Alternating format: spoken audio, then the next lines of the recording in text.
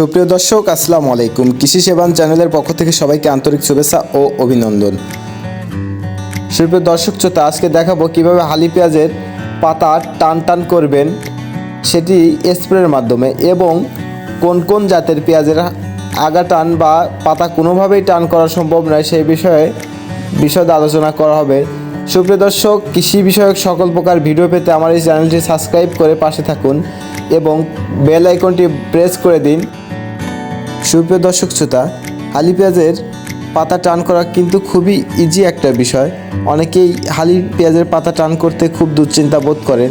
তো সুপ্রিয় দর্শক, আমি আপনাদের ইউনিক একটি টেকনিক শেখাবো, যে টেকনিকের মাধ্যমে আপনারা একদম পেঁয়াজের পাতা টান করার মাস্টার হয়ে যাবেন। তো বন্ধুগণ, আপনাদের মনে রাখতে হবে 4 প্রকার জল। এটি কোন জল? এটি হচ্ছে পপিকোনা জল, আরেকটি হচ্ছে ডাইফেনাকোনা জল, আরেকটি হচ্ছে টেবুকোনা জল, আর একটা হচ্ছে ট্রাইসাইক্লা জল। তো বন্ধুগণ, এই যে 4 প্রকারের জলের কথা বললাম, এই যে এইগুলা হচ্ছে প্রত্যেকটি একটি ছত্রাকজনিত রোগের জন্য ব্যবহার করা হয়। তো বন্ধুগণ, আপনারা এই জলের একটু ওভার জল দিলেই কিন্তু আপনাদের পেঁয়াজের মাথা আপনি টান হয়ে যাবে। তো বন্ধুগণ, এখন আসি ডোজের বিষয়ে। আপনারা কি পরিমাণ ডোজ ব্যবহার করলে আপনাদের হালি পেঁয়াজের পাতা 100তে 100 খাড়া হবে। তো আরেকটি বিষয় আপনাদের বলে রাখি, হালি পেঁয়াজের বয়স কিন্তু অবশ্যই 60 দিনের উপরে হতে হবে, নাহলে কিন্তু আপনাদের পেঁয়াজগুলো অত্যাধিক পরিমাণে শক্ত হয়ে যাবে, পেঁয়াজ বাড়ার সময় পাবে না। তো বন্ধুগণ, আপনাদের জমিতে যাদের পেঁয়াজ অত্যাধিক পরিমাণে বেড়ে গেছে, তো তারাই শুধু এই পদ্ধতিটা অবলম্বন করবেন, নাহলে কিন্তু পস্তাবেন, আগে বলে দিলাম।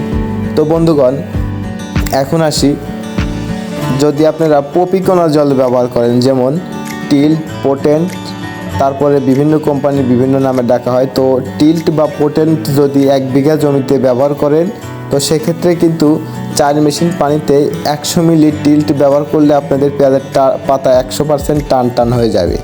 তো বন্ধুগণ, টান হলে আপনাদের লাভ না লস সেটা আপনারাই জানেন। তো এই বিষয়ে যদি আপনারা কেউ না জেনে থাকেন, তো সেক্ষেত্রে আমার কমেন্টে বলে যান, আমি এই বিষয়ে আপনাদের আরেকটি ভিডিও প্রদান করব। তো দর্শক শ্রোতা, এখন আসি ট্রাইসাইক্লা জল, ডাইফেনাকোনা জল এবং টেবুকোনা জলের ডোজগুলো কীভাবে করবেন। তো বন্ধুগণ, ট্রাইসাইক্লা জল এবং টেবুকোনা জল, এগুলার উপাদান কিন্তু আপনি সরাসরি আলাদাভাবে কোনো কোম্পানি ওইভাবে পাবেন না, কিন্তু ডাইফেনাকোনা জলের একটা কম্বিনেশনে আপনাদের আমাদের মাঝে জনপ্রিয় একটা প্রোডাক্ট আছে, যেটি হচ্ছে আপনাদের স্কোরটা কিন্তু আপনার ডাইফেনাকোনা জল গ্রুপে, এটি ভালো মানের একটা ছত্রাকনাশক। তো এটি কিন্তু আপনারা যদি 50 মিলি 2 মেশিন পানি করেন, তো সেক্ষেত্রে কিন্তু আধা বিঘায় যদি স্প্রে করেন, তো সেক্ষেত্রে ভালো একটা রেজাল্ট পাবেন। তো পেঁয়াজের মাথা 100তে 100 টান হয়ে যাবে। এবং আপনার টেবুকোনা জল, অর্থাৎ নাটিবো, যেটা আর কি, যদি 40 গ্রাম নাটিবো 2 থেকে 2.5 মেশিন পানি করে আপনারা পেঁয়াজ জমিতে স্প্রে করেন, সেক্ষেত্রে কিন্তু পাতা টান 100তে 100 হয়ে যাবে। সুপ্রিয় দর্শক শ্রোতা, এখন আসি কোন জাতের পেঁয়াজগুলো আপনারা কখনো পাতা টান করতে পারবেন না।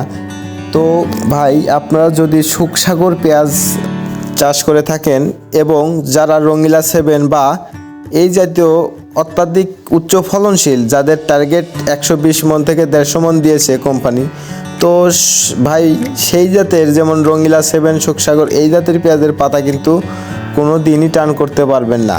তো সেখানে ওষুধ ঢেলে দিলে টান হবে না। তো বন্ধুগণ, আমার ভিডিওটি দেখার জন্য আপনাদের অসংখ্য ধন্যবাদ। আজকে এ পর্যন্তই। ভিডিওটি ভালো লাগলে অবশ্যই লাইক করবেন। সুপ্রিয় দর্শক, ডেসক্রিপশনে দেওয়া ফোন নাম্বারে আপনারা হোয়াটসঅ্যাপের মাধ্যমে ছবি প্রদান করে সেখান থেকে পরামর্শ নিতে পারবেন।